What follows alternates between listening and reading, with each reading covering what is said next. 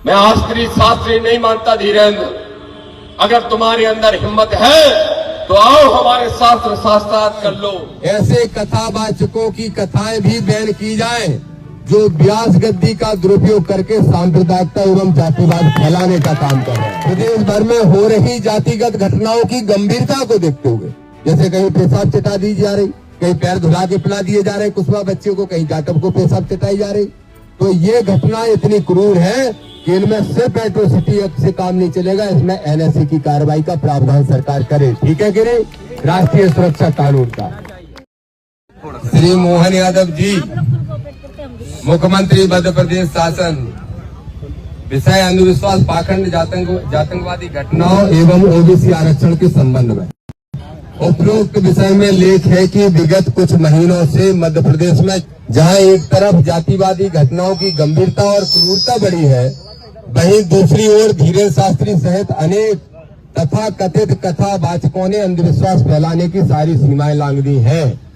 जातिगत घटनाओं के रूप में भिंड, अटेर, कटनी, टीकमगढ़, छतरपुर में हुई घटनाओं ने यह सिद्ध कर दिया है कि कुछ लोग बाबा साहब डॉक्टर भीमराव अम्बेडकर द्वारा लिखित भारतीय संविधान को मिटाकर मनोविधान लागू करना चाहते हैं।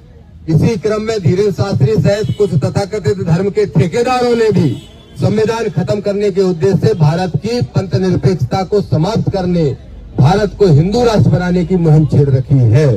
मुख्यमंत्री जी, इन सारे घटनाक्रमों से प्रतीत होता है कि आपकी सरकार ने सांप्रदायिकता फैलाने वालों, जातिवाद को बढ़ाने वालों, आरक्षण को खत्म करने की सोच रखने वालों और मनोविधान को भारत का संविधान बनाने वालों का ख्वाब देखने वालों को हौसले बढ़ाने का काम किया है। निश्चित रूप से आपकी सरकार का अगर इन लोगों को प्रोत्साहन और संरक्षण नहीं है तो रोज संविधान की धज्जियां मध्य प्रदेश में कैसे उड़ाई जा रही है, इसका मोहन यादव जी को जवाब देना चाहिए।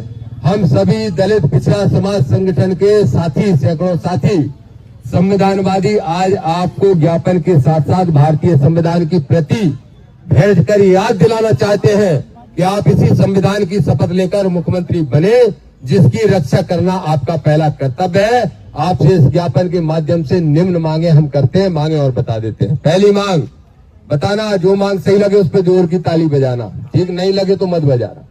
पहली मांग, धीरेन्द्र शास्त्री की गैर संवैधानिक यात्राओं पर रोक लगाई जाए और अंधविश्वास फैलाने से रोका जाए। सहमत हो?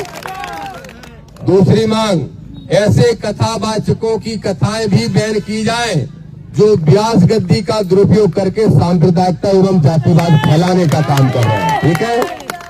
तीसरी मांग, सिविल जज की परीक्षाएं माननीय उच्च न्यायालय की बजाय एमपीपीएससी द्वारा व्यवहारिक नियमों के साथ कराई जाएं। इस पर भी सहमत हो गया? ठीक है। ओबीसी आरक्षण मामले में 13% होल्ड तत्काल प्रभाव से हटाया जाए एवं ओबीसी को भी एससी एसटी के भाई बहनों की तरह संख्या के अनुपात में आरक्षण दिया जाए। सहमत हो?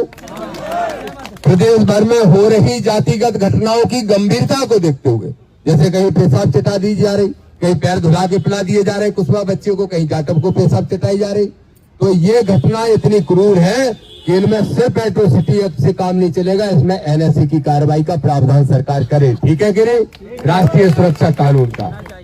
इसके अलावा ग्वालियर हाईकोर्ट परिसर में पूर्व से निश्चित स्थान पर भारतीय संविधान के रचयिता बाबा साहब डॉक्टर भीमराव अम्बेडकर की प्रतिमा को स्थापित कर वर्गवाद की स्थिति को समाप्त किया जाए। ठीक है कि नहीं? प्राइवेट सेक्टर में भी आरक्षण लागू किया जाए एवं सरकारी नौकरियों में प्रमोशन में आरक्षण लागू किया जाए। सहमत हो क्या? अरे ताली नहीं बजा रहे हो, का सहमत हो?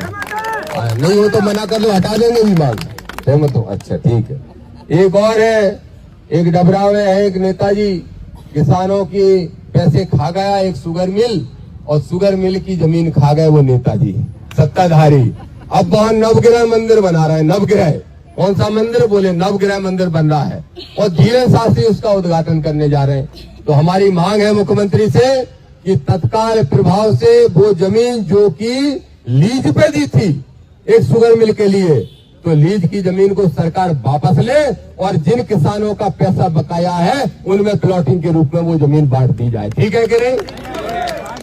बस ये मांगे हैं। भारतीय संविधान की कॉपी के साथ साथ आपको ज्ञापन सौंपकर मांग करते हैं कि संविधान विरोधी बेलगाम तत्वों पर कार्रवाई सख्ती से की जाए, अन्यथा हमारा संगठन राजधानी भोपाल में संविधानवादियों के साथ लाखों लोगों को लेकर मुख्यमंत्री को घेरने के लिए विवश होगा। बोलो तैयार हो?